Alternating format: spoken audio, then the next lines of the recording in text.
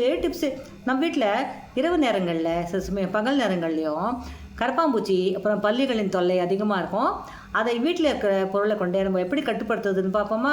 முதல்ல ஒரு கிண்ணம் எடுத்துக்கோங்க. அந்த கிண்ணத்தில் கொஞ்சம் காஃபி பொடி எடுத்துக்கோங்க, அதாவது ஒரு 2 ஸ்பூன் பக்கம். அப்புறம் அதில் 7 மிளகு இருக்கு இல்லையா, இந்த மிளகத்தை பொடிச்சு அதில் சேர்த்துருங்க. அப்புறம் டெட்டால் இருக்கு இல்லையா, அந்த டெட்டாலில் ஒரு 2 ஸ்பூனு போட்டுக்கோங்க. அப்புறம் பழைய எக்ஸ்பைரி ஆன மாத்திரைலாம் இருக்கு இல்லையா, அந்த மாத்திரையில் ஒரு 2ஓ 3ஓ எடுத்து நல்லா தூள் பண்ணிக்கோங்க, பொடிச்சுக்கோங்க. பொடிச்சுட்டு எல்லாத்தையும் அந்த கிண்ணத்தில் போட்டு நல்லா மிக்ஸ் பண்ணிவிட்டு இப்போ தண்ணி சேர்த்துருங்க. தண்ணி சேர்த்து நல்லா கலக்கிட்டு அப்புறம் அதை ஸ்ப்ரே பாட்டிலில் போட்டுருங்க. ஸ்ப்ரே பாட்டிலில் போட்டு எந்த இடத்துலலாம் கரப்பாம்பூச்சி பல்லி வருதோ அந்த இடத்துல நல்லா ஸ்ப்ரே பண்ணுங்க.